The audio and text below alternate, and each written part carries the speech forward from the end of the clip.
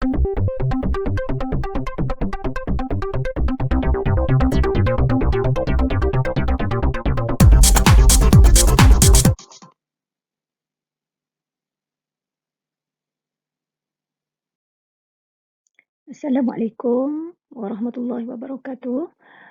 Untuk kali ini, PDP kita, kita mulakan dengan Ummul Kitab Al-Fatihah.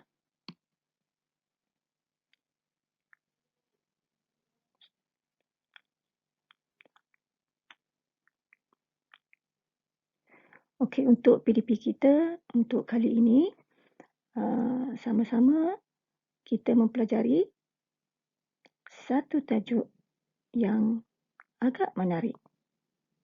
Jom kita saksikan. You janji masuk 10,000. Sekarang kenapa dalam akaun saya cuma ada 500? Dia cakap tak apa, dia kata abang cuba dulu. Pasal company nak tengok abang punya komitmen dari segi bayaran bunga tu. Saya tanya bunga berapa? Bunga 300.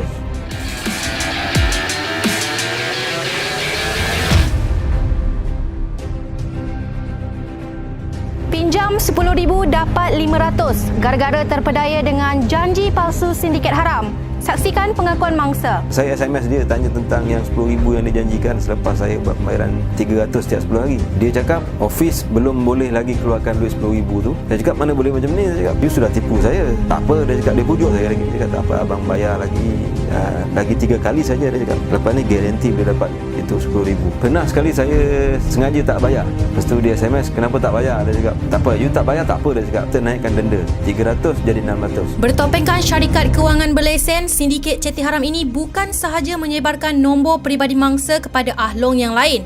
Malahan, mangsa didesak melunaskan hutang sehingga terperangkap dengan 41 orang ahlong sekaligus.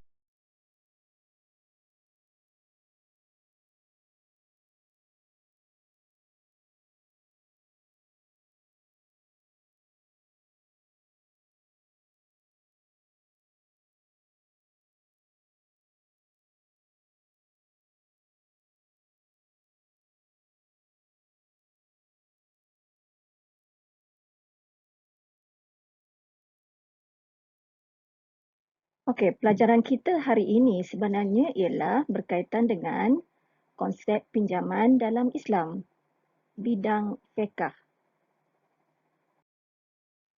Okey, kita tengok sama-sama objektif pelajaran yang perlu dicapai oleh setiap pelajar.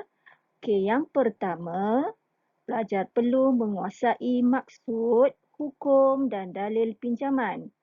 Yang kedua, syarat sah pinjaman. Yang ketiga, rukun pinjaman.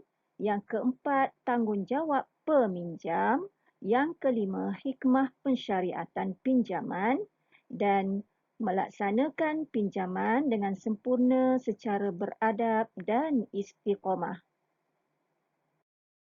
Okey, seterusnya kita tengok maksud pinjaman. Maksud pinjaman ialah barang atau wang yang diberikan kepada seseorang untuk sementara waktu dan perlu dikembalikan. Okey, seterusnya kita tengok kepada hukum. Dalam Islam, hukum pinjaman adalah harus di sisi syarak. Peminjam wajib membayar balik atau memulangkan semula pinjaman kepada pemberi pinjaman. Okey, seterusnya dalil pinjaman iaitu daripada surah Al-Baqarah. Surah Al-Baqarah ayat 245. A'udzu billahi minasyaitonir rajim. Man zalladhi yuqridullaha qardan hasana fayudha'ifahu lahu ad'afan katsirah. Siapakah orangnya yang mahu memberikan pinjaman kepada Allah sebagai pinjaman yang baik, yang ikhlas supaya Allah melipat gandakan balasannya dengan berganda-ganda banyaknya. Okey, buat pengetahuan pelajar semua, dalam tajuk ini ada ditekankan kepada sebagai sudut info ilmu. Dalam Islam, pinjaman barang dikenali dengan al-ariyah. Pinjaman barang dikenali dengan al-ariyah, manakala pinjaman dalam bentuk wang dikenali dengan al-qardu. Okey, seterusnya kita lihat pula kepada rukun dan syarat sah pinjaman. Rukun dan syarat sah pinjaman. Rukun ada 4 dan ada syarat-syaratnya yang tertentu. Okey, yang pertama, pemberi pinjaman. Syaratnya perlulah mukallaf, tiada paksaan, berkuasa terhadap barang pinjaman. Manakala peminjam, syaratnya mestilah mukallaf, boleh memulangkan. Okey, ada sedikit typo kat sini. Okey, memulangkan. Saya perbetulkan Ini memulangkan.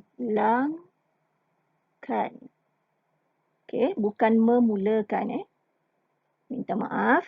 Dan yang ketiga, barang yang dipinjam milik pemberi pinjaman boleh digunakan ataupun bermanfaat dibenarkan oleh syarak, tidak berkurang atau habis ketika diambil manfaatnya.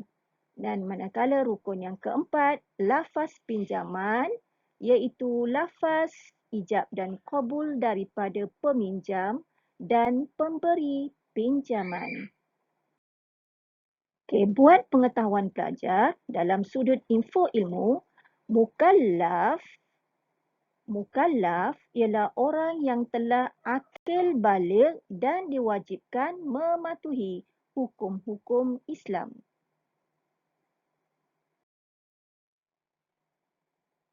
Okey, kita pergi kepada tanggungjawab peminjam. Yang pertama ialah peminjam dengan niat atau tujuan, meminjam dengan niat atau tujuan yang baik. Yang kedua, merekodkan jumlah dan masa pinjaman. Itu perlu dicatatkan. Yang ketiga, meminjam dari institusi yang dibenarkan syarak, bukannya daripada ahlung ataupun institusi yang bercanggah dengan syarak. Yang keempat, wang yang dipinjam wajib dikembalikan dan seterusnya mengembalikan barang dalam keadaan baik. Okey, seterusnya ialah hikmah pinjaman. Okey, sebenarnya dari sudut hikmahnya, yang pertama ialah untuk membantu orang yang memerlukan. Yang kedua, memupuk semangat keprihatinan dan persaudaraan. Yang ketiga, memberikan peluang kepada golongan yang memerlukan untuk berjaya. Yang keempat, merapatkan hubungan antara yang kaya dengan yang miskin. Yang kelima, keluar daripada belenggu kemiskinan. Okey, pelajar boleh memikirkan selain daripada hikmah yang dinyatakan ini. Okey, nampaknya kita sudah di akhir pelajaran untuk kali ini. Saya doakan semoga semua pelajar boleh memahami berkaitan dengan pinjaman. Okey, yang pertama ialah penguasaan berkaitan dengan maksud. Okey, maksud. Yang kedua, hukum. Yang ketiga, dalil. Yang keempat, berkaitan dengan tanggungjawab peminjam. Dan yang kelima, hikmah pinjaman. Sekian dulu daripada saya, Ustazah Haslina. Semoga kita bersua lagi dengan PDPR yang akan datang. Sekian, terima kasih. Assalamualaikum.